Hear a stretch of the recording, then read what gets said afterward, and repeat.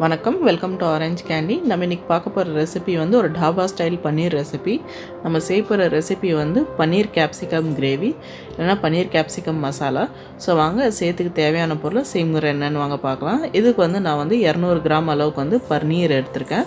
இது வந்து நான் தேவையான சைஸில் வந்து கட் பண்ணி எடுத்திருக்கேன். ஸோ உங்களுக்கு எந்த ஷேப்பில் வேணும், எந்த சைஸில் வேணுமோ அதுக்கேற்ற மாதிரி நீங்கள் கட் பண்ணிக்கலாம். ஸோ இந்த மாதிரி கட் பண்ணி வச்சுட்டு நம்ம இதுக்கு தேவையான மசாலாலாம் சேர்த்து ஃபஸ்ட்டு வந்து நம்ம பன்னீருக்கு வந்து ரெடி பண்ணிக்கலாம். ஸோ அதுக்கு வந்து நம்ம ஃபஸ்ட்டு 1/4 டீஸ்பூன் அளவுக்கு வந்து மஞ்சள் தூள் சேர்த்துக்கலாம். அது கூட வந்து 1 டீஸ்பூன் அளவுக்கு வந்து மிளகாத்தூள் சேர்த்துக்கலாம். அப்புறம் பன்னீருக்கு தேவையான அளவுக்கு உப்பு, அப்புறம் 1 டேபிள் ஸ்பூன் அளவுக்கு வந்து அரிசி மாவு சேர்த்துக்கலாம் கிறிஸ்பினஸ்க்காக. அப்புறம் 1 டேபிள் ஸ்பூன் அளவுக்கு வந்து கார்ன்ஃப்ளவர் மாவு பைண்டிங்க்காக.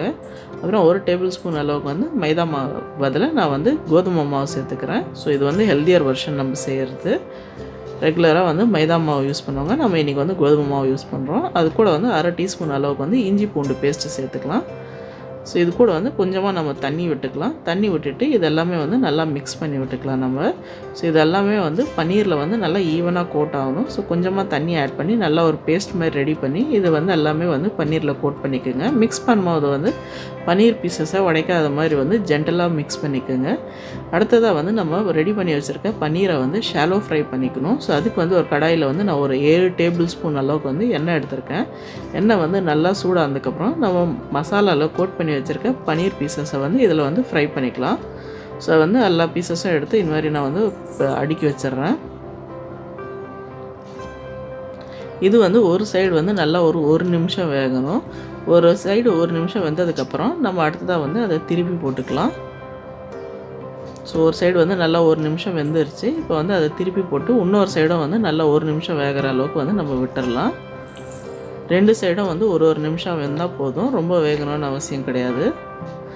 பன்னீர் நல்லாவே சீக்கிரமாகவே வந்து சாஃப்ட் ஆகிடும். அப்புறம் வெளில இருக்கிற கோட்டிங்கும் வந்து நல்லா வந்து ஃப்ரை ஆகிடும். இப்போ பாருங்கள், இது சூப்பராகவே 2 சைடும் வந்து நல்லா வந்து ஃப்ரை ஆகிடுச்சு. நல்லா மசாலாலாம் நல்லா அது மேலே கோட் ஆகிருக்கு. இப்போ இதை எடுத்து ஒரு பிளேட்டில் எடுத்து வச்சிடலாம் நம்ம. அடுத்ததாக வந்து ஒரு குடமிளகா வந்து நல்லா க்யூப்ஸ் மாதிரி கட் பண்ணி நம்ம மீதி உள்ள எண்ணெயில் போட்டு அதுவும் வந்து ஒரு 2 நிமிஷத்துக்கு வந்து நல்லா வதக்கிக்கலாம். இப்போ இது வந்து நல்லா ஒரு 2 நிமிஷத்துக்கு வந்து நம்ம நல்லா வதக்கிக்கலாம். பாருங்கள், நல்லா கலர் சேஞ்ச் ஆகிடுச்சு. இந்த ஸ்டேஜ் வரைக்கும் வதக்கினா போதும். ஸோ இதுவும் வந்து நம்ம ஒரு பிளேட்டில் எடுத்து வச்சிடலாம். அடுத்ததாக வந்து நம்ம மீதி உள்ள எண்ணெயில் வந்து ஒரு பிரிஞ்சி இலை சேர்த்துக்கலாம். அது கூட வந்து 4 கிராம்பு, அப்புறமா 1 இன்ச் அளவுக்கு வந்து பட்டை சேர்த்துக்கலாம். அப்புறம் 1 டீஸ்பூன் அளவுக்கு வந்து சோம்பு. ஸோ இந்த எல்லா மசாலாவும் ஹோல் கரம் மசாலா வந்து எண்ணெயில் வந்து நல்லா வதக்கிக்கலாம். இது நல்லா எண்ணெயில் வதக்குனதுக்கப்புறம் நம்ம ஒரு பச்சை மிளகா வந்து நீட் வாட்டத்தில் கீறி அது கூட சேர்த்துக்கலாம். அடுத்ததாக வந்து ஒரு பெரிய சைஸ் வெங்காயம் வந்து பொடியாக நறுக்கி சேர்த்துக்கலாம். நம்ம வெங்காயம் வந்து நல்லா பிங்க் ஆகிற அளவுக்கு வந்து நம்ம வதக்கிக்கலாம். பாருங்கள், வெங்காயம் வந்து நல்லா பிங்க் ஆகிடுச்சு. இந்த ஸ்டேஜில் வந்து நம்ம இது கூட வந்து தக்காளி சேர்த்துக்கலாம். இதுக்கு வந்து ஒரு பெரிய சைஸ் தக்காளி வந்து பொடியாக நறுக்கி சேர்த்துக்கலாம். கூடவே வந்து ஒரு 2 டீஸ்பூன் அளவுக்கு வந்து இஞ்சி பூண்டு பேஸ்ட்டு சேர்த்துக்கலாம். இஞ்சி பூண்டு பேஸ்ட்டோட பச்சை வாடை போகிற வரைக்கும் நல்லா வதக்கிக்குங்க. தக்காளியும் வந்து நல்லா வெந்து குழையணும். ஸோ பாருங்கள், தக்காளிலாம் நல்லா வெந்து குழஞ்சிருச்சு. இஞ்சி பூண்டு பேஸ்ட்டோட பச்சை வாடையும் போயிடுச்சு. இப்போ இதுக்கு தேவையான மசாலாலாம் நம்ம இது கூட சேர்த்துக்கலாம். ஸோ ஃபஸ்ட்டு வந்து ஒரு 1/4 டீஸ்பூன் அளவுக்கு மஞ்சள் தூள், அப்புறமா வீட்டில் அரைச்ச மிளகாத்தூள் வந்து 1/2 டீஸ்பூன் சேர்த்துக்கிறேன் நான். இல்லைன்னா நீங்கள் தனியாக மிளகாத்தூளும் மல்லித்தூளும் சேர்த்துக்கலாம். அப்புறம் 1/2 டீஸ்பூன் அளவுக்கு வந்து ஹோல் கரம் மசாலா சேர்த்துக்கலாம். அப்புறம் இதுக்கு தேவையான அளவுக்கு வந்து உப்பு சேர்த்துக்கலாம். இப்போ இது எல்லாமே சேர்த்துட்டு மசாலாவோட பச்சை வாடை போகிற வரைக்கும் ஒரு 30 செகண்டுக்கு லோ ஃப்ளேமில் வந்து வதக்கிக்கோங்க. மசாலாலாம் நல்லா வதங்கினதுக்கப்புறம் நம்ம இதில் வந்து ஒரு 3/4 கப் அளவுக்கு வந்து தண்ணி சேர்த்துக்கலாம். தண்ணி சேர்த்துட்டு நல்லா வந்து கலந்து விட்டுக்குங்க. அப்புறம் இது வந்து நல்லா வந்து கொதி வர அளவுக்கு வந்து விட்டுருங்க. நல்லா கொதி வந்ததுக்கப்புறம் நம்ம வந்து எண்ணெயில் ஃப்ரை பண்ணி வச்சுருக்க பன்னீரும் குடமிளகா அதாவது கேப்சிகமும் இதில் சேர்த்துடலாம். சேர்த்துட்டு இது வந்து ஒரு 2 நிமிஷம் வந்து நல்லா வந்து அந்த மசாலாவில் வந்து குக் ஆகிறதுக்கு விட்டுடலாம். பாருங்கள், சூப்பராக நம்ம பன்னீரும் குடமிளகாவும் மசாலாவில் வந்து கிரேவியில் நல்லா வெந்துருச்சு. ஃபைனலாக வந்து நம்ம அதில் 1 டீஸ்பூன் அளவுக்கு வந்து கஸ்தூரி மேத்தி வந்து கையில் கசக்கி இதில் சேர்த்துக்கலாம். சேர்த்துட்டு இதெல்லாமே வந்து நல்லா மிக்ஸ் பண்ணி விட்டுடலாம்.